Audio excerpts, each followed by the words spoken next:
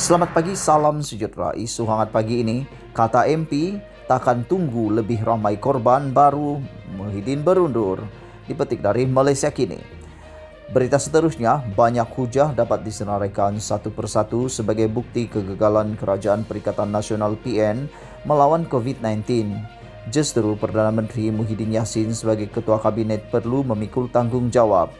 Meminta Perdana Menteri yang beragama Islam meletak jawatan semasa Ramadan bukanlah suatu tuntutan yang molek, serba salah dibuatnya.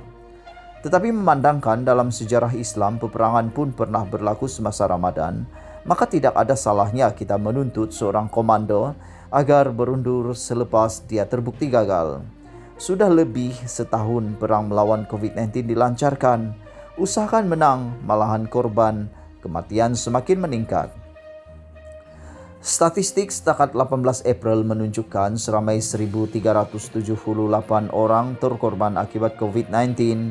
Angka ini adalah manusia, bukannya statistik semata-mata. Jumlah kes positif COVID-19 keseluruhan setakat semalam 22 April ialah 384.688, termasuk 2.875 kes baru. Angka-angka ini semua adalah manusia, rakyat kita, warga negara kita, bukannya data semata-mata. Bukan sahaja Menteri Kesehatan yang perlu bertanggung jawab, tetapi keseluruhan Kabinet PN. Tanggung jawab kolektif para menteri itu akhirnya perlu dipikul oleh Muhyiddin selaku Perdana Menteri. Bukankah sebelum ini Muhyiddin menyatakan bahwa proklamasi darurat tidak ada tujuan lain kecuali hanya untuk memerangi COVID-19? Walaupun darurat diisytiharkan sejak Februari lalu dan parlimen digantung, tetapi kerajaan PN pimpinan Muhyiddin tetap gagal melawan arus yang dibawa COVID-19.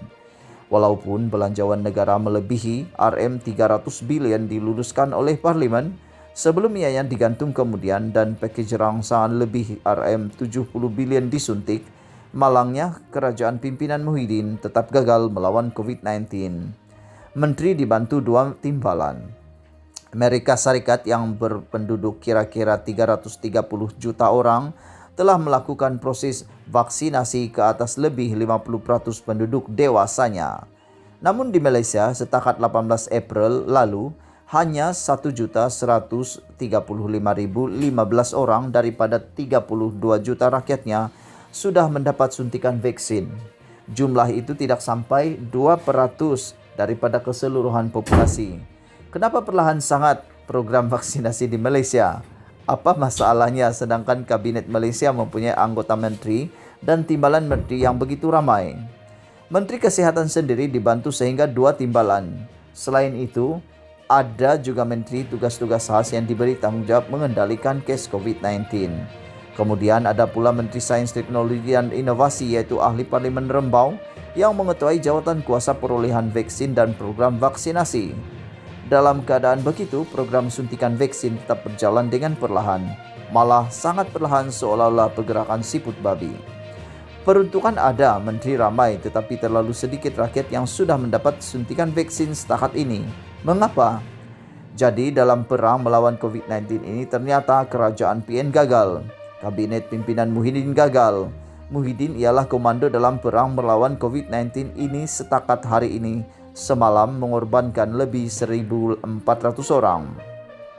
Kita sudah tentu tidak mahu menunggu lebih ramai mati barulah Perdana Menteri yang gagal itu mahu melepaskan jawatannya.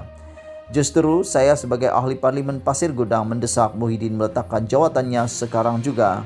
Ditulis oleh Hasan Abu Karim, ialah ahli parlimen Pasir Gudang, Johor. Sekian isu hangat pagi ini. Jangan lupa tekan butang subscribe dan kita jumpa lagi. Bye-bye.